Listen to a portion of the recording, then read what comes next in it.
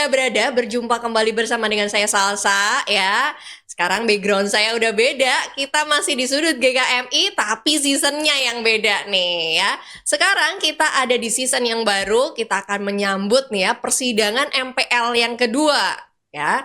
Yang pastinya ini adalah persidangan sinode yang sebetulnya kita nanti-nantikan juga ya. Kalau tahun lalu dan tahun sebelumnya, Radio Muria berkesempatan juga untuk mengambil bagian sebagai media partner dari Sinode dalam mewartakan, menginformasikan, juga berbincang lebih jauh tentang persidangan MPL kali ini. Nah, begitu juga untuk tahun ini ya. Persidangan MPL yang kedua ini akan diselenggarakan sekitar bulan September ya, dari tanggal 8 sampai tanggal 10. Pasti pada penasaran apa sih yang akan dihadapi ya? Apa nih yang spesifik dan menarik dari persidangan kali ini? Nah, malam ini saya nggak sendirian ya. Kita mau ngebahas tentang persidangan PMPL yang kedua ini pastinya dengan satu sosok yang luar biasa. Selalu ada di mana-mana dan selalu nongol di YouTube saya dan podcast-podcast saya, terutama untuk Sudut GKMI. Siapa lagi kalau bukan Bapak Timotius Adi Dharma. Selamat malam, Pak. Selamat malam Salsa, selamat malam semua teman-teman GKMI. Wow. Ya, Seneng ya hari ini tuh kita bisa welcoming. Judulnya Welcome to PMPL 2 nih, Pak ya. Dan yang pastinya ya kita betul. akan ngebahas tentang persidangan kali ini. Pasti setiap persidangan itu kan ada hal-hal menariknya nih. Nah, apalagi lihat logo yang ada di belakang.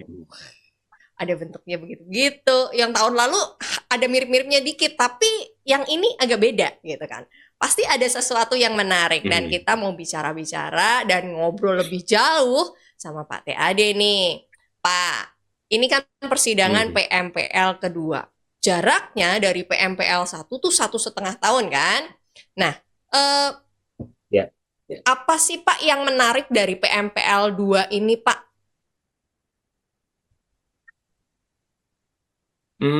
Setiap persidangan dan pertemuan gereja-gereja pasti menarik. PMPL 1 menjadi PMPL yang menarik karena kita terpilih, habis terpilihnya kepengurusan BPA Sinode yang baru, maka harus membuat rancangan program kerja selama 1 tahun ke depan. Karena itu tidak boleh lama-lama dari sidang raya. Karena itu kita mengadakan PMPL-nya sekitar di bulan, yang pertama sekitar di bulan Februari ya. Lalu kita mengadakan PMPL yang keduanya harusnya di bulan-bulan Agustus, Juli atau Agustus. Nah, dulu ditentukan tuan atau nyonya rumahnya adalah GKMI Eklesia Bali. Tetapi oleh karena situasi dan kondisi yang ada dan kesiapan yang ada, mereka menginginkan agar bisa nggak diundur sampai ke bulan Oktober atau November. Nah, itu berarti terlalu lama kalau diundur sampai ke bulan itu.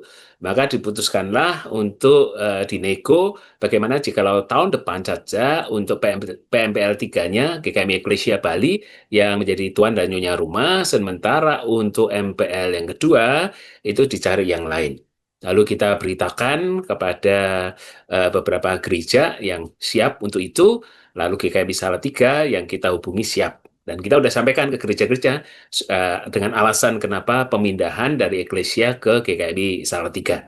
Akhirnya diputuskan di tanggal 8 sampai 10 September, maka PMPL yang kedua ini akan diadakan di Laras Asri Salatiga dengan nyonya dan tuan rumahnya adalah GKMI Salatiga.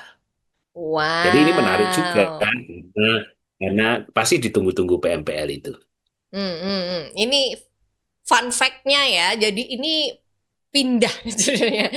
Jadi Tuan dan Nyonya Hmm. yang sebelumnya itu harusnya kita pergi ke Bali nih, tahun ini kita pergi ke Bali. Saya tuh kemarin udah Bali. bayang-bayang kita pergi ke Bali. Nah, tetapi kita Hmm. sekarang mainnya deketan dulu deh ya. Kita pergi ke Salatiga. Pak, ada alasan khusus nggak sih Pak waktu itu akhirnya mendekati GKMI Salatiga, Pak? Ya, tentu kita memperhatikan peta ya. Kalau sudah dari PGMB 3 sebagai tuan rumahnya GKMI Pati pada waktu itu. Kalau sidang rayanya kan PGB 4 tuh yang menjadi tuan rumahnya di GKMI Jepara atau PGB 4-nya. Lalu maka ini harus PGB yang lain kalau bisa. Maka PGB 2 yang ada dan itu koordinasinya dengan akan lebih mudah juga. Mengingat nanti konvennya juga akan di kantor Sinode. Konvoynya akan tanggal 7, jadi kita mengenal kembali, mengingat kembali, dan mengunjungi kantor sinode kita. Jadi sengaja konvoynya nanti di kantor sinode kita, di Jalan Sompok Lama 60, sementara sidang MPL-nya nanti tanggal 8-nya sampai dengan tanggal 10 ada di Salatiga. Jadi itu lebih dekat juga, Wah. koordinasi juga lebih enak.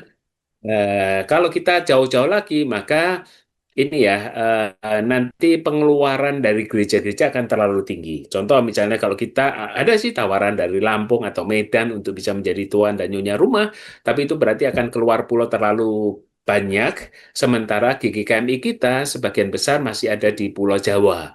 Jadi kalau Salatiga, PGMB 2, lalu PGMB 3, PGMB 4 itu masih seputar-seputar Jawa yang dapat dijangkau dengan mudah. Sementara banyak teman-teman kita dari PGMB 6, PGMB 5 bisa juga Jawa begitu dan mereka juga akan bersemangat untuk itu. Dan saya rasa tepat di Salatiga ya musim-musim yang seperti sekarang ini.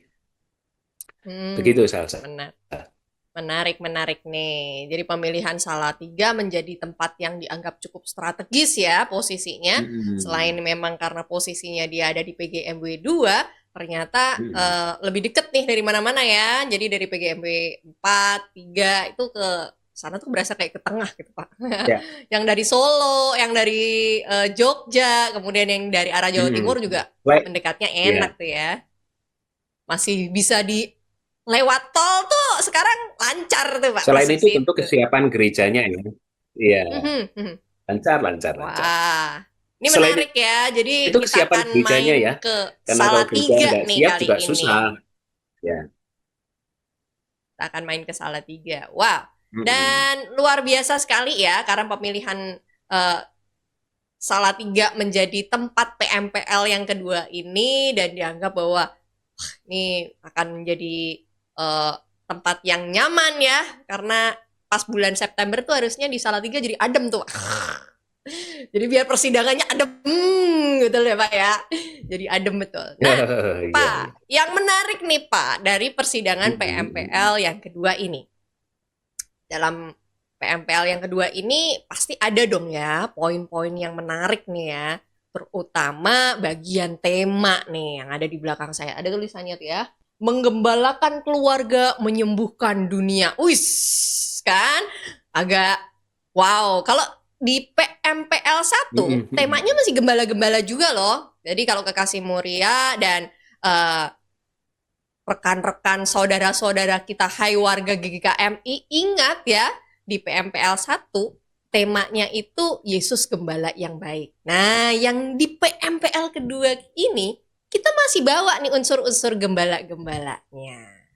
Kita pengen tanya deh sama Pak TAD nih. Mm-mm. Mm-mm. Pasti ada hal yang menarik nih. Kenapa ya sampai akhirnya tema ini tercetus nih?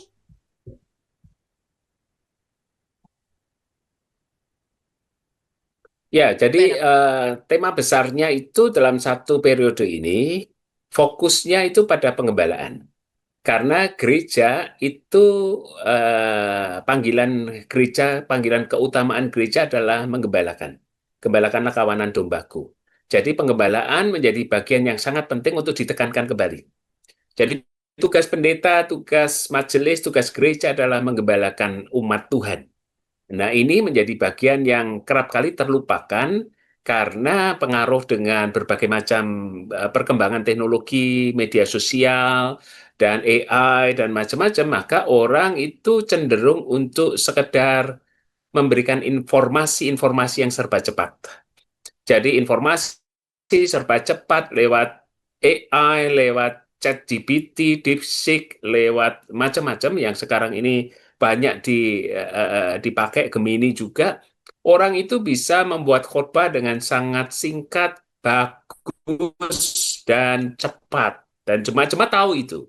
Jemaat-jemaat tahu itu. Dari semuanya bisa dilakukan. Seolah-olah kalau dulu pengajaran menjadi tekanan utama, maka pengembalaan harus menyeimbanginya. Sebab kalau tidak, maka sentuhan kehadiran, sentuhan penggembalaan itu akan kering. Makin lama makin kering. Dan kehadiran pendeta, kehadiran gereja untuk umat itu yang sangat dibutuhkan saat-saat ini. Situasi berubah sangat luar biasa, dan kalau gereja kehilangan keterampilan, kemampuan, kehadiran, dan pengembalaan, maka gereja akan ditinggalkan juga. Jadi peran dari gereja adalah penguatan pengembalaan. Nah, itulah sebabnya di MPL 1 ditekankan bahwa Yesus adalah gembala yang baik. Itu penekanan yang ada di MPL 1. Maka MPL 2 berkaitan dengan menggembalakan keluarga. Nah, kenapa keluarga? Karena itu memang jadi diri Mennonite, jadi diri GKMI. Fokusnya dan lokusnya adalah keluarga.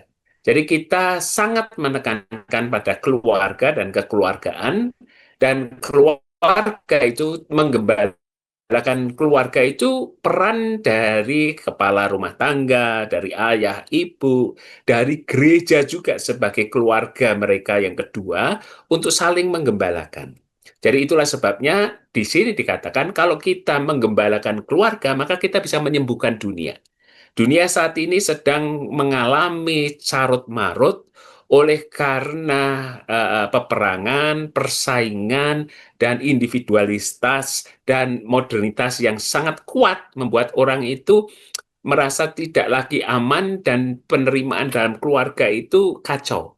Hubungan suami istri banyak yang mengalami perpecahan, anak-anak terlantar oleh karena kesibukan dan orang terus bekerja untuk mencari nafkah dan bertahan hidup, sehingga yang dikorbankan itu keluarga. Kalau gereja mau survive, maka gereja harus menggembalakan keluarga ulang. Kalau kita mau menginjili, bahkan memulihkan dunia, ini sesungguhnya tema ini ada lanjutannya sih. Bahwa ada kita menggembalakan keluarga, menyembuhkan dunia, dan merawat peradaban. Nah, ini menjadi sangat penting buat buat kita nanti. Untuk merawat peradaban harus dimulai dari keluarga. Dan keluarga inilah yang bisa menyembuhkan, memulihkan dunia. Berharap itu seperti itu. Maka tema ini diangkat menjadi pergumulan yang serius supaya GKMI kembali memperhatikan keluarga dan pengembalaan kepada keluarga. Wah, jadi dari sini kita kebayang ya, bahwa kalau kemarin kita tahu bahwa Yesus adalah gembala yang baik. Nah, di Mm-mm. PMPL kedua ini kita sekarang semakin dalam lagi nih. Kita tahu secara spesifik Mm-mm. mulai dari mana yang harus digembalakan. Nah, ternyata jati diri Mm-mm. Mennonite sendiri sudah mengajarkan kita untuk nih yang harus digembalakan mulai dari ini Mm-mm. dulu nih, gitu kan? Keluarga-keluarga kecil ini ya, ayah, ibu dan anak-anaknya. Nah, eh, Mm-mm. memang ya saat ini kita diperhadapkan pada situasi-situasi, banyak situasi yang contoh deh ya, fatherless ya, angka fatherless tinggi banget. Kemudian angka-angka kekerasan, bullying kayak gitu-gitu yang akibat Mm-mm. dari eh, keluarga awal mulanya gitu.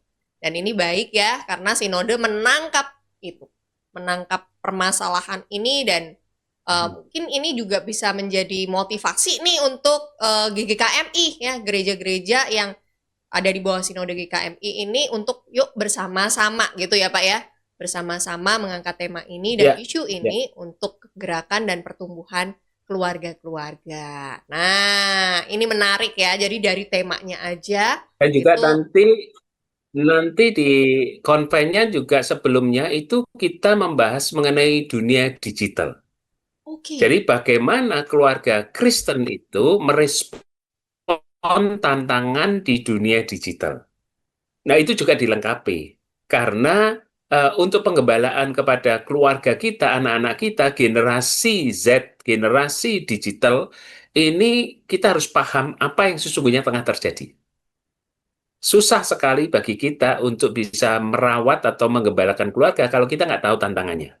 Salah satu tantangan, ya bisa peluang, tapi juga bisa tantangan, adalah tentang perkembangan dunia digital dan media sosial. Nah, ini juga harus kita pahami, sehingga bagaimana keluarga-keluarga Kristen ini merespon perkembangan semuanya itu. Nah, itu di konvennya. Lalu dilanjutkan di MPL-nya nanti adalah bagaimana kita nanti merawat keluarga atau menggembalakan keluarga untuk menyembuhkan dunia. Jadi nanti dimulai dulu dari konven, kita akan tahu ya, dibuka nih ternyata apa yang tantangan-tantangan yang terjadi di masa Ya. ini ya, terutama terhadap anak-anak muda nih. Saya sekarang punya anak ada di generasi alfa dan beta yang mereka moncar banget tuh Pak. Gaya pemikirannya mereka Iya, tuh wah, betul. kenapa harus susah-susah sih Mam, pakai AI aja gitu. Sekarang mereka sudah Iya, betul, betul. berlomba-lomba ya, sedangkan kita masih, aduh, masih seolah-olah kita yang mengejar gitu ya. Dan itu menjadi tantangan zaman kita. Mm-mm. Nah ini menarik ya, ini akan Ya. dikupas tuntas nanti bersama para hamba Tuhan ya, mulai dari konven sampai ke persidangan. Nah, secara Mm-mm. spesifik nih Pak, kita ngomongin tentang persidangannya. Sepanjang persidangan nanti ada 3 hari, ada plenonya, kemudian ada persidangan sesi dan lain sebagainya. Ada begitu banyak detail dan Mm-mm. activity yang akan dilakukan para hamba Tuhan dan perwakilan gereja-gereja. Pak, selain isu Mm-mm. tentang penggembalaan keluarga ini, adakah concern-concern lain nih Pak yang akan dibahas eh, secara lebih mendetail di persidangan kali ini? Ya, kalau di persidangan kali ini kita akan memotret apa yang tengah terjadi di kehidupan kita, perubahan-perubahan yang besar. Kita tahu bahwa perubahan ekonomi, geopolitik yang ada di dunia ini mempengaruhi semuanya.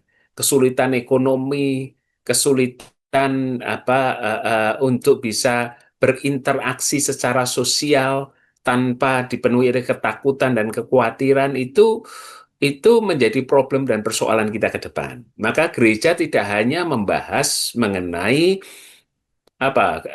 ritual-ritual dan kebiasaan dan aturan-aturan saja, tetapi harus menjadi gereja yang melihat realita dan menjawab realita. Tentu kita harus bekerja sama dengan banyak hal. Kita tidak bisa mengatakan bahwa gereja bisa menjawab semuanya, nggak bisa. Kita juga nggak bisa menjawab bahwa sinode akan mengatasi semua persoalan, nggak bisa. Maka kita harus melihat bahwa dipetakan terlebih dahulu persoalan kita itu persoalan apa. Jangan-jangan persoalan kita adalah persoalan tentang SDM kita. SDM-SDM kita yang harus berkolaborasi dengan generasi yang lebih melek digital dan generasi yang tantangannya itu berbeda banget. Tantangannya berbeda banget. Jadi kita harus mendiskusikan, terus belajar, dan mengejar itu. SDM-SDM kita harus dipersiapkan untuk siap untuk ke depan. Maka di bidang PSDM harus disiapkan betul seperti apa, dan rekrutmen kita terhadap calon-calon hamba Tuhan juga harus menyiapkan orang-orang yang brilian, yang orang-orang yang paling tidak IQ-nya, EQ-nya itu betul-betul ada standar yang bisa dipertanggungjawabkan. Bukan sekedar orang yang niatnya, maunya itu melayani, tapi nggak ngerti pertarungannya seperti apa di ke depan ini. Jadi kepada orang-orang yang punya niat, kepada orang-orang yang punya keinginan melayani, tentu kita bisa menampung mereka, tetapi harus dicek terlebih dahulu dan dipersiapkan dengan baik. Kepada anak-anak yang berpotensi, punya kemampuan dan punya kesehatan mental yang cukup dan punya kapasitas intelektual yang baik, kita akan dorong dan beri fasilitas supaya mereka juga bisa membantu menolong penggembalaan kita di masa depan. Yang kedua adalah tentu kita tidak bisa menyandarkan pada sekolah-sekolah teologi yang macam-macam. Karena sekolah teologi kadang-kadang sekolah hanya orientasinya untuk dapat mahasiswa lulus bisa survive dalam keuangan mereka. Pokoknya bisa menggaji dosennya. Nah, padahal kita perlu bahwa mereka itu bukan sekedar lulus dengan ilmu, tetapi mereka paham ngerti betul penggembalaan jemaat itu seperti apa dengan semua tantangannya. Maka kita bisa menjadi partner juga bagi sekolah-sekolah teologi untuk bisa membantu mereka memperkaya, mempertajam sesungguhnya kebutuhan kita tuh apa, kira-kira begitu. Selain daripada tentu kita juga lagi bergulat dengan keuangan dan ekonomi. Gereja kita itu gereja yang 78 gereja, anggota gereja kita yang dewasa. Tetapi berapa besar dari gereja kita yang dewasa yang mampu untuk self-supporting dan bahkan membantu saudara-saudaranya yang lain. Nah, itu juga kita harus perhatikan itu. Sebab kalau tidak, maka gereja ini dipenuhi oleh defisit, dipenuhi oleh kesulitan, maka siapa yang menjadi hamba Tuhan di sini juga siapa yang mau, bukan siapa yang mampu, kira-kira begitu. Karena nggak punya kekuatan keuangan. Dan itu harus dibangkitkan kembali rasa percaya diri, tapi juga keterampilan untuk bisa mengatasi kesulitan-kesulitan keuangan. Jadi bukan fokus kepada kepegawaian, tapi fokus kepada panggilan dan pelayanan penggembalaan betul-betul. Jadi jangan orientasi jadi pegawai. Kalau itu terus-menerus itu jadi beban dan gereja kita nggak akan survive. Karena kita melihat bahwa gereja-gereja lain sudah banyak berkembang dan persaingan di antara gereja juga tinggi. Maka kita harus melihat bahwa ada banyak hamba-hamba Tuhan kita, ada banyak gereja yang santai-santai, yang tidak melihat tantangan ini, pokoknya jalan, lalu merasa bahwa nanti sinode akan membantu penyelesaian masalah. Nggak bisa. Mereka harus sendiri menyelesaikan masalah. Rembukan antara majelis dengan hamba Tuhan harus dalam keterbukaan. Jangan sampai sudah masalahnya begini, hamba Tuhan sama majelisnya nggak rukun, ribut terus-menerus hanya untuk hal-hal yang tidak bermanfaat gitu loh. Nah, hal-hal seperti ini sinode harus makin tegas untuk bisa mengevaluasi dan membantu evaluasi supaya keributan-keributan ini nggak diperpanjang. Kalau bila perlu ya memang kita akan adakan pendampingan. Kalau nggak bisa pendampingan ya harus ada hal yang memang nanti kita evaluasi gitu. Evaluasi untuk para hamba Tuhan 5 tahunan harus kita lakukan itu. Hmm. Kerjasama dengan sinode, kerjasama dengan lokal untuk betul-betul menyiapkan. Kalau memang ini enggak harus dipotong lebih awal ketimbang kita kemudian membuat beban-beban ini pertengkaran yang tidak bisa diselesaikan di kalau kemudian hari. Panjang ini. Oke. Hanya gara-gara itu kongregasional, hanya gara-gara ini ya sudah begini, maka pembiaran pembiaran untuk ketidakbertumbuhan ini repot. Harus ada yang dikerat, harus ada yang dibersihkan, harus ada yang supaya berbuah banyak. Spiritualitas juga harus ditekankan kembali supaya apa ya gereja-gereja itu membuktikan diri bahwa mereka harus survive dengan pelayanannya, tetapi juga harus berdekat dengan relasinya dengan Tuhan supaya Tuhan pakai di situasi seperti ini untuk bertumbuh dan bukan malah mati kira-kira begitu. Hmm. Wow, wow. Jadi memang ini gereja diperhadapkan pada situasi tantangan zaman. Nah, apakah eh, Mm. banyak dari antara para gembala-gembala ini, pokoknya aku kayak tadi istilah Pak Adi tenaga bayaran ya Pak ya, pekerja aja, jadi hanya Mm. melakukan tugas tanpa ada hati untuk menggembalakan yang sesungguhnya.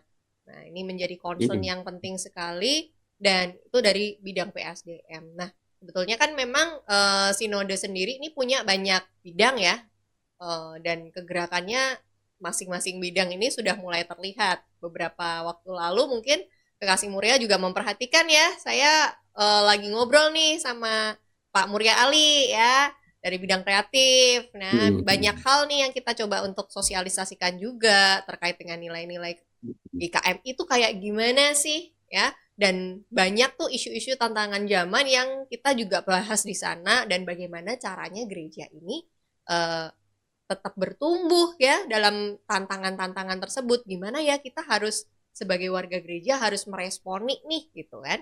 Sebagai orang Kristen, orang GKMI itu harus kayak gimana ya meresponinya situasi-situasi seperti itu. Ya, Nah, ini bagian-bagian yang mungkin juga akan dibahas juga ya Pak ya di dalam persidangan nanti. ya, ya, ya. Ya, justru kami juga menghimbau kepada bidang-bidang ini supaya lebih aktif membuat program-program yang kreatif ke depan. Contoh misalnya begini, untuk bidang misi dan perdamaian, kita tetap memfokus kepada doa dan pendampingan. Jadi mereka ini berkembang dari pendampingan-pendampingan gereja, mendampingi gereja, ada beberapa aktivis-aktivis ikut terlibat di dalamnya untuk mensupport. Dan mereka ini adalah orang-orang yang baik dan mereka mensupport sehingga pendampingan dari PGMB 2, beberapa gereja itu sudah terjadi, lalu sampai kepada sekarang fokus ke PGMB 3, itu juga dikembangkan, nanti ke PGMB 4 dan 5 dan seterusnya. Pokok gereja mendampingi gereja seperti saudara dalam satu keluarga mendampingi saudara yang lain. Kira-kira begitu. Jadi mentransferkan spirit, mentransferkan apa dinamika untuk saling memperhatikan dan orang-orang yang berpotensi, awam-awam yang berpotensi dilibatkan di sana untuk terlibat dalam pendampingan gereja. Nah, itu adalah fokus dari misi untuk gereja mendampingi gereja dan membangun relasi yang baik antar gereja. Itu dari penekanannya bidang misi, penekanannya bidang komunitas atau budaya budaya komunitas dan pelayanan kreatif yang ada di Mulia Ali ini nanti juga penekanan selain daripada kreativitas anak-anak muda. Nanti juga bukan hanya soal nyanyi kok. Bukan hanya soal lomba-lomba nyanyi atau GKMI worship atau lagu, tidak. Tapi nanti juga akan ada lomba-lomba tentang karya seni yang lain. Misalnya seni animasi, anak-anak muda dengan animasinya, lalu menggambar atau yang lain, yang art yang lain juga dikembangkan supaya yang terlibat untuk mencintai pelayanan lewat seni, art, dan kreativitas ini makin banyak. Jadi nanti akan ada lomba-lomba yang berkaitan dengan membuat gambar-gambar karikatur, gambar manga, gambar anime, gambar apa, sehingga harapannya itu nanti ada kisah-kisah yang ada di Alkitab dilukis gambarkan, karena itu lebih komunikasi dengan anak-anak muda. Bahkan sejarah GKMI nanti juga dalam bentuk animasi bisa dibuatkan yang ada di sana. Harapannya seperti itu. Maka ini bidangnya Pak Muria Ali. Bidangnya pembangunan jemaat dan pertumbuhan gereja, Bu Mariati Barus itu juga nanti akan mengembangkan bagaimana untuk kategorial-kategorial, ada summit-summit, untuk Women Summit atau Youth Summit dan lain sebagainya, masih karena pola lama itu masih ada. Pola interaksi antar pemuda, antar wanita, antar bapak-bapak itu masih diperlukan. Karena itu bangunan dari gereja kita yang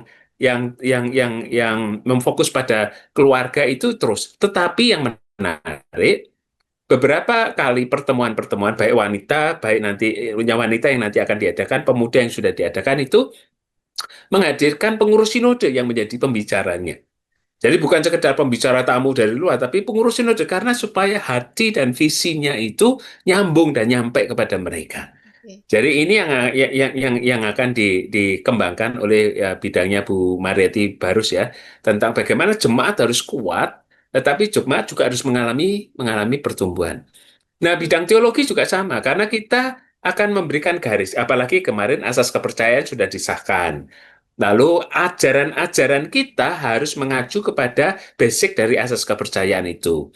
Untuk melihat kembali, nanti diharapkan adalah bidang ini akan melihat kalau ada yang menyimpang-menyimpang dari pendeta-pendeta ini dalam pengajarannya, maka akan diluruskan kembali ke hal itu. Jadi ini harus semacam membawa teologi GKMI atau teologi kita itu seperti apa.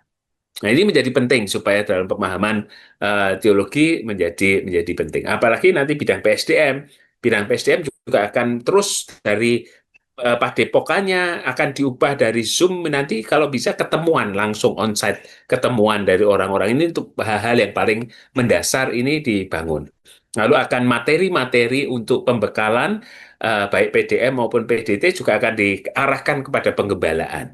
Kalau tidak, maka ini hanya apa ya pengulangan-pengulangan ilmu teologi yang sudah ada di kampus diulang lagi di sini. Nah, itu lebih baik keterampilan penggembalaan, pengalaman penggembalaan dan spiritualitas penggembalaan itu yang dikembangkan oleh bidang ini. Nah, itu yang saya rasa bisa saya sharingkan nanti, berharap program-program yang disiapkan oleh bidang-bidang yang akan di-sharekan di MPL akan didiskusikan lalu diimplementasikan ke program-program di tingkat wilayah maupun lokalnya. Ya, harapannya ini bagus banget ya.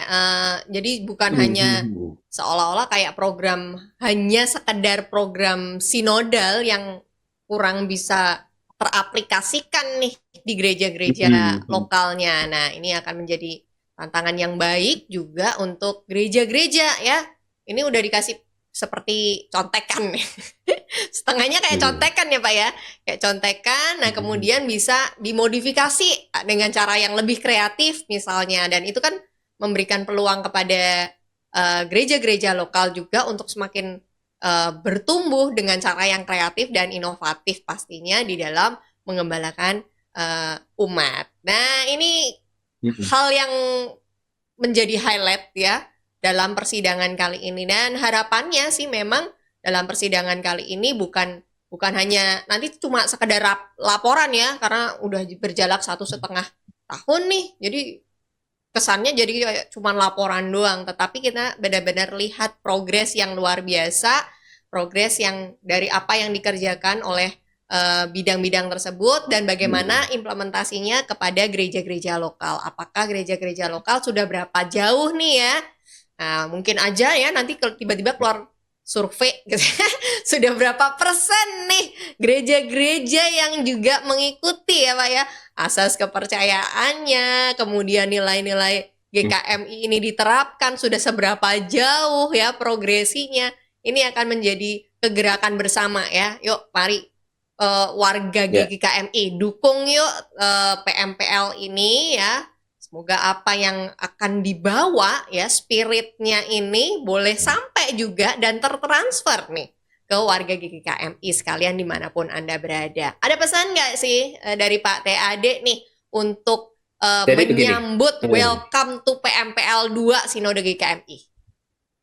Ya, ya. Jadi begini, untuk supaya ini nanti juga bottom up, bukan top down, maka Sinode sudah mengirimkan surat ke GGKMI apa-apa yang menjadi masukan untuk didiskusikan di persidangan yang krusial dan penting. Bukan mendiskusikan mengenai tata gereja lagi, tetapi bagaimana pengembalaan ke depan itu seperti apa. Apa yang perlu didiskusikan supaya ini bisa dijadikan program suatu saat. Dan yang penting, karena ini dialami langsung oleh gereja-gereja.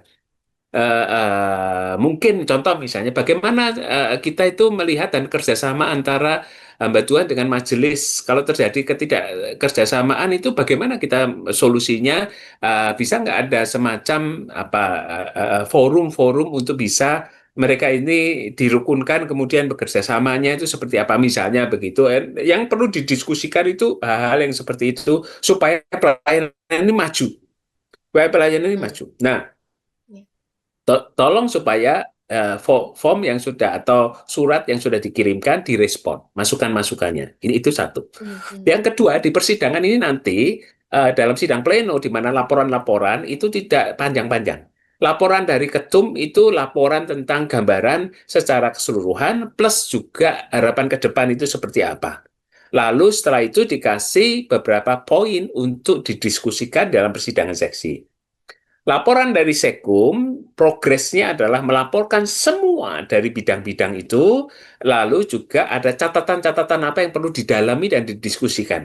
Berdasarkan dari laporan progres dari masing-masing bidang, plus juga dengan masukan dari gereja-gereja. Supaya nanti begitu masuk sidang seksi, waktu lebih banyak di sana. Di persidangan seksi lebih banyak membahas mengenai isu-isu strategis yang perlu kita buat bersama, kerjakan bersama, menjadi program. Jadi disitulah maka bidang-bidang akan hadir di sana, tetapi tidak mengulang menjelaskan programnya, tapi mendiskusikan bersama dengan masukan-masukan dan pertanyaan-pertanyaan diskusi itu. Oke. Supaya Ya. hasil dari pertanyaan-pertanyaan diskusi mempertajam, dijadikan mandat untuk nanti disempurnakan yang diajukan programnya dari PPA Sinode, karena itu MPL tata aturan kita mengatakan bahwa MPL itu menyetujui program dan anggaran, maka kita juga akan membuat program anggaran tapi dapat masukan lalu dikompilasi bareng, lalu di situ bisa diubah, bisa disempurnakan, bisa dimandatkan untuk digarap. Dan berharap ada beberapa hal yang pokoknya yang digarap secara sinodal mana, digarap secara wilayah mana, digarap secara lokal mana. Dan itu nanti menjadi hasil dari PMPL ini. Karena itu teman-teman yang diundang ke sini tolong disiapkan. Jangan datang hanya untuk liburan, datang hanya untuk duduk mendengar, paham tidak paham, yang mendiskusikan orang-orang itu saja, yang dipersoalkan cuma tata tertib, yang dipersoalkan adalah perbantahan tentang mimpin sidangnya, bukan materinya. Nah, ini sayang sekali. Jadi kita lebih baik, yuk kita buat supaya diskusi di seksi itu menjadi waktu yang berkualitas. Sedangkan laporan pertanggungjawaban bisa diterima atau tidak diterima itu di seksi dalam diskusinya. Ya, jadi kita tidak seperti blank, nggak tahu apa-apa, lalu datang hanya membaca, lalu mempersoalkan apa yang dibaca pada waktu itu. Padahal semua kerjaan kita, pelayanan kita itu kan sudah jalan sekian lama 1,5 tahun ini. Nah, itu yang dilihat, yang di apa kritisi atau yang dikoreksi bukan pada waktu dalam bentuk laporan tata kata, tata tertib atau tata gereja ke soal-soal itu lagi. Ini menghabiskan banyak waktu karena tata gereja kita kalau ada masukan, masukan aja. Karena tata gereja juga akan diubah setelah 10 tahun disahkan kemarin kan. Jadi masih diberi waktu ini baru mengumpulkan semua perubahan-perubahan itu. Kalau kita hanya fokus kepada itu, maka repot. Yang kedua, jangan kita hanya ngomong tak blank, tapi begitu ada teman yang ngomong, kita ngikutin teman yang ngomong itu, kita tambah-tambahkan kepada teman yang ngomong itu. Jadi kita hanya persoal perdebatan-perdebatan yang tidak perlu gitu. Lebih baik memikirkan gimana GKMI maju, gimana GKMI berkembang, concern tentang jemaatmu yang turun itu bagaimana, concern tentang persembahan yang turun itu bagaimana, concern tentang keterampilan penggembalaan yang berhadapan dengan era media sosial dan digital ini bagaimana, concern tentang kesatuan kerjasama antara majelis dengan hamba Tuhannya ini bagaimana. Nah, itu karena itu yang poin-poin yang memajukan gereja. Yang penting tuh bagaimana gereja-gereja kita maju. Apa yang BPH Sinode atau Sinode dalam persidangan support untuk gereja-gereja maju gitu. Kan itu concern utama. Jangan kita tuh tutup mata terhadap gereja kita yang melorot, gereja kita yang makin sedikit, lalu kita nggak mendiskusikan itu, tapi mempersoalkan yang lain gitu loh. Karena takut kalau kita persoalkan sesungguhnya itu mempersoalkan diri kita sendiri yang nggak mampu untuk memimpin. Yang nggak mampu itu tolonglah kami, latihlah kami, yuk bekerja sama dengan kami, bantu kami supaya kami bisa mengembangkan gereja gitu loh. Jangan malah mempersoalkan yang kira-kira nggak menolong banyak untuk pertumbuhan gereja. Kalau itu yang terjadi, maka pulang-pulang orang juga merasa, sidang sinode nggak dapat apa-apa. Ya karena kalian nggak mengungkapkan realita yang ada di lapanganmu seperti apa yang perlu dibantu, kira-kira begitu. Tapi mempersoalkan yang lain-lain, sehingga pulang juga hanya perdebatan-perdebatan yang tidak ada apa-apanya gitu. Nah, tolong supaya ini jemaat-jemaat sekarang itu titiplah kepada utusanmu majelis, kepada hamba Tuhan, problem persoalanmu apa? Problem persoalan intergenerasi yang tidak nyambung antara generasi tua dengan generasi muda, problem kepemimpinan kependetaan yang kemudian jadi tidak lagi dipercaya karena banyak apa kehadiran-kehadiran sebagai gembala itu tidak dilakukan dengan baik, hanya ngajar saja, hanya khotbah saja, hanya modal kepegawaian saja, atau modal dukungan kerjasama dengan majelis yang tidak jalan, sehingga itu menjadi masalahmu atau masalah kita. Nah, itu tolong yang didiskusikan supaya kita itu dapat pencerahan dari gereja lain yang maju itu bagaimana. Lalu soal spiritualitas kita itu bagaimana. Membangunnya tidak hanya gereja, tapi keluarga-keluarga itu dibangun, digembalakan supaya gerejamu bertumbuh dan sembuh dari sakit hati dan sakit keterpecahan ini bagaimana? Itu kan menyembuhkan dunia itu. Wow, wow, wow ya. Ya itu saya Jadi rasa. ini note dari Pak TAD ya. Jadi eh, gereja-gereja GGKMI dimanapun Anda berada ada 78 ya Pak ya sekarang. 78 Ya, gereja sudah 78. dikirimin ya form, tolong diisi ya. Tolong didiskusikan antara majelis dan hamba Tuhannya, didiskusikan kira-kira isu apa ya yang saat ini sedang kita pergumulkan dan kita butuh nih jawabannya ya, butuh nih pencerahannya nih ya dari eh, para pemimpin di sinode ya. Ini kira-kira apa ya Pak sarannya buat gereja kami ya? Atau mungkin nanti ketika di persidangan setelah itu terungkap ada nih teman-temannya nih ya yang oh aku kemarin begitu, nah Hmm. caraku berhasil begini gitu ya Pak ya, jadi lebih ada sharing yang hidup ya, bukan hanya Hmm. memperdebatkan hal-hal yang sebetulnya teknikal yang seharusnya nggak perlu untuk diperdebatkan, kesannya kayak biar Hmm. aku bersuara gitu. Kalau istilah Pak Iya, PAD betul. ikutan nimbrung sama yang sebelah ya, yang situ ini oh, kayaknya oke diseru nih isu ini gitu. Bukan ya, bukan yang seperti itu. Tetapi ayo di dalam persidangan ini kita menghidupkan apa yang menjadi pergumulanmu, kita bawa ke sinode. Yuk minta uh, rembuk bersama ya. Siapa tahu ya dari antara sinode Hmm. teman-teman dari sinode yang gereja-gereja GKMI ini ada nih yang oh bisa memberikan saran, masukan, oh mungkin diginiin. Nah, ada ide-ide kreatif lainnya yang bisa menghidupkan nih supaya gereja kita Hmm. masing-masing ya dimanapun berada nih ya ada 78 gereja itu semuanya bertumbuh. Nah, dan yang pastinya bukan hanya bertumbuh jumlah tok ya, tetapi bertumbuh secara kualitas ya kan. Ini penting juga kan. Makanya tadi Pak Teadi juga mengingatkan ya, bayangkan setiap bidang mereka sudah menyusun begitu banyak strategi. Ingin banyak hal yang ingin mereka sampaikan, banyak hal yang ingin mereka transfer nih ya kepada warga GKMI dimanapun berada.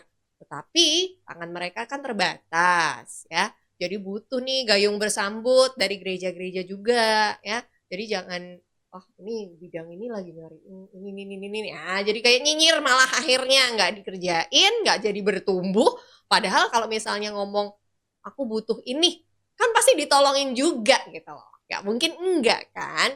Nah, ini akan jadi note-note besar ya. Ada begitu banyak topik yang akan diperbincangkan, tapi lebih jauh, yuk concern yuk sama apa yang menjadi kebutuhan gereja masing-masing.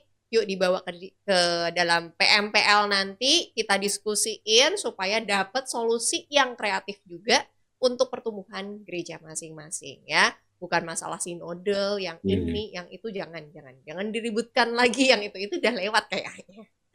Teknikal-teknikal seperti itu Ya. kita minimalisir deh ya, dikurang-kurangin, tetapi lebih yang inovatif, yang kreatif, yang memajukan nih ya, gimana GKMI ini bisa bertumbuh bersama-sama. Nggak cuma di satu tempat tok, yuk bertumbuh luar biasa, tetapi di tempat lain tidak. Kasihan kan ya, yuk bertumbuhnya bersama-sama. Oke, nah dari situ apakah ada pesan lain Pak untuk para Ya, utusan? ya, ini perlu dipikirkan matang-matang ya, karena ini kebetulan usia-usia hamba Tuhan yang mendekati emeritus itu sudah banyak. Ya, Oh ya, usia-usia betul. 57 sampai menjelang 60 atau di atas 55 ini banyak. Jadi yang Betul. turun di tahun depan atau di tahun ini, tahun depan itu banyak. Generasi-generasi itu ya. Jadi itu dipikirkan penggantinya itu seperti apa. Dan dipersiapkan betul itu. Kalau enggak nanti gereja itu kan by generasi ya. Jadi generasi tertentu itu satu angkatan, satu generasi termasuk hamba Tuhannya. Nah, generasi berikutnya itu kalau enggak dipimpin cukup baik oleh generasi hamba Tuhan yang matang untuk generasi itu, maka dia enggak punya hamba Tuhan baru, dia kehilangan generasi tua, ini repot. Jadi itu mungkin bagi hamba Tuhan berpikir begini, ya sudah nggak apa-apa, saya emeritasi, saya lepaskan, saya akan memikirkan kelanjutan pelayanan saya ke depan, tapi gereja ditinggalkan kesulitan tuh. Tinggalkan kesulitan. Jadi kayak Hmm, Jepara juga akan ada yang emeritasi, Pati juga, betul. Demak juga, lalu beberapa tempat di Jakarta itu juga usia-usia segini, hampir rata-rata ini usia-usia segini ya. Usia 58, 57 sampai ke menjelang 60 itu banyak sekali. Nah, ini kalau turun semuanya, maka secara sinodal ini juga mengalami problem persoalan nih. Siapa yang nanti akan Hmm. jadi pengurus sinode juga problem persoalan. Siapa yang jadi pendeta jemaat juga problem persoalan. Orang-orang baru yang masuk bukan berasal dari GKMI itu juga problem penyesuaiannya juga tinggi.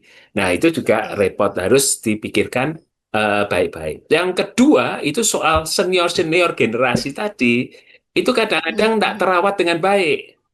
Yang senior-senior ini Oke. merasa tidak lagi terlibat, malah dia menjadi orang yang mengkritik atau oposan gereja, gitu kan. Padahal senior-senior Hmm. ini perlu dilebatkan dan didengar. Mereka tuh senior-senior inilah tulang punggung gereja, gitu loh. Yang muda-muda belum involved dan belum betul-betul terikat dalam rasa tanggung jawab yang seperti orang-orang tua kita, seperti Mhm. generasi-generasi tua kita. Sehingga anak-anak muda sekarang kan hidupnya susah, dengan gaji yang terbatas UMR, masih harus cicilan rumah, cicilan motor, banyak beban gitu. Sehingga tanggung jawab mereka kepada gereja juga sedikit. Cukup dengan perpuluhan atau cukup persembahan. Dan sedangkan kebutuhan gereja ini banyak, makin lama makin gede ini. Kebutuhannya makin gede, hamba Tuhannya juga makin naik gajinya. Kebutuhannya gereja yang renovasi ini juga ini tanggung jawab untuk listrik, tanggung jawab untuk AC, tanggung jawab macam-macam lagi makin besar. Nah, sementara yang muda-muda ini kesulitan karena belum mateng secara keuangan, belum punya kemampuan seperti ayah-ayah mereka, sementara ayah-ayah mereka tidak terawat dengan baik, malah pergi dari keluar dari GKMI. Nah, ini jadi kolaps secara ekonomi. Tolong diperhatikan betul senior-senior ini dirawat sehingga ada intergenerasi yang baik. Maka BBA juga pengen nih ngundang para senior-senior di Jepara atau di Demak atau di Kudus atau di Semarang atau ya kumpul-kumpul lagi lah memikirkan GKMI ini bagaimana. Jadi BPH ini sering kali berjumpa non formal, ngundang dinner, ngundang ketemu, yuklah kita mikirkan kembali. Sebab kalau tidak kita, ya siapa gitu. Anak-anak kita juga merasa keterikatan dengan gereja itu bukan lagi komunitas, Hmm. tapi ya datang, oh sana lebih oke, banyak hiburan dan saya tidak bertanggung jawab untuk keuangan gereja itu. Saya datang, saya pulang, saya datang, saya pulang gitu loh. Kalau saya terlibat aktif, saya takut kalau saya nanti malah dibebani harus pembangunan ini, pembangunan itu, ganti ini, ganti itu. Maka mereka lari malah dari GKMI, cari gereja yang sudah gede sekalian, datang pulang, nggak ada tanggung jawab. Nah, ini kan membangun, merawat komunitas dan merawat keluarga atau mengembalakan keluarga menjadi isu penting di sini. Bagi para pendeta harus Mhm. diperhatikan sungguh-sungguh. Jangan hanya kita anak muda yang penting anak muda. Orang tua nggak diperhatiin, padahal mereka yang punya uang, mereka punya hati, mereka terbukti loyal, malah diabaikan, kira-kira begitu. Diganti semuanya anak-anak muda. Majelis-majelisnya anak-anak muda semua. Ya tentu baik, tapi intergenerasi lah. Ini menjadi dilibatkan, didengar orang-orang Mhm. tua itu. Kalau enggak, itu repot. Repot nanti GKMI akan, yang terbukti loyal tuh orang-orang tuanya kok. Yang Mhm. muda-muda belum Mhm. terbukti. Oke, Ya. oke. Ini menjadi penting ya. Jadi intergenerasinya ya, Pak ya. Ya. Jadi nggak cuman ngomong tentang pertambahan jumlah anak-anak mudanya, tetapi juga kita perlu memperhatikan nih ya transisinya ya, intergenerasinya tuh terasa, tetap harus merawat ya, sekalipun udah senior ini loyal loh gitu. Ya oke, luar biasa banget ya topik Oke. hari ini kita memperbincangkan persiapan dan welcoming tuh PMPL 2 ya vibe-nya udah berasa, vibrance-nya udah berasa, udah disemangatin nih Pak TAD, ada begitu banyak poin yang sebetulnya akan kita bahas lebih detail nanti ketika persidangan. Persiapan juga ya untuk konvennya di tanggal 7 ya. Letaknya nanti kita akan melaksanakannya di kantor Sinode ya Pak ya, di Beloved Empat ya. sinode jempol lama. Betul, nanti akan dilaksanakan di Beloved tanggal 7 September 2026. Terus dilanjut tanggal 8 sampai tanggal 10 akan ada persidangan di Saklar 3. Nah, jadi udah semangat ya, udah dibakar nih Pak TAD nih ya, begitu banyak informasi tentang persidangan kali ini. Saya berharap sekali kekasih muria dan juga warga GGKMI yang sedang menyaksikan boleh menangkap nih vibrance-nya ya buat warga GGKMI, aku mau dong titip pesan nih ya untuk dibahas di sinode, boleh ya kan? Ini menjadi topik-topik yang menarik nih, concern aku banget nih. Mungkin di bidang pelayanan ini boleh nggak sih kalau misalnya bidang pelayanannya ditambah ya di gereja-gereja lokal ini? Nah, misalnya seperti itu. Bisa nggak Hmm. ya, ada nggak ya inovasinya, gimana ya, ada nggak ya pelatihan khusus? Nah, boleh tuh, nanti disampaikan saja ya, supaya bisa diakomodir Hmm. oleh para majelis dan juga hamba Tuhan yang nanti akan menjadi utusan menuju ke PMPL 2 ya. Jadi bersiaplah untuk menyambut PMPL 2 di bulan September nanti. Spiritnya udah berasal dari sekarang. Dan terima kasih ya Pak TAD untuk waktu dan kesediaannya Terima ngobrol-ngobrol kasih. bareng sama Radio Muria Jepara sebagai media partner dari persidangan PMPL 2 kali ini. Dan terima kasih kekasih Muria dan warga GGKMI dimanapun berada. Kita akan ketemu lagi minggu depan. Pastinya kita akan ngebahas sesuatu yang jauh lebih menarik ya. Pastinya ada sesuatu yang menarik lagi ya untuk dibahas. Dengan siapakah narasumbernya? Lihat aja nanti ya. Saya akan spill-spill mendekati hari H. Biar greget gitu loh rasanya ya. PMPL 2-nya tuh semakin berasa, semakin mendekat tuh kayak orang yang jatuh cinta, mau pacaran, mau ngedate gitu kan, deg-degan gitu. Nah, kayak gitulah ya vibe-nya. Terima kasih ya untuk sudah menyaksikan Sudut GKMI kali ini. Maaf ya kalau misalnya ada salah-salah kata dari apa yang kita perbincangkan, tapi tetap tangkap nilai baiknya, tangkap fire-nya ya. Ayo bersama-sama kita bisa kok ya. Kita kembangkan gereja kita, GKMI yang tercinta ini. Be loyal ya. Perhatiin semua intergenerasinya. Wah, begitu banyak detailnya ya. Sampai ketemu lagi minggu depan di waktu dan jam yang sama. Tuhan Yesus memberkati. Bye-bye. Bye-bye. Shalom. Dan Yesus berkati.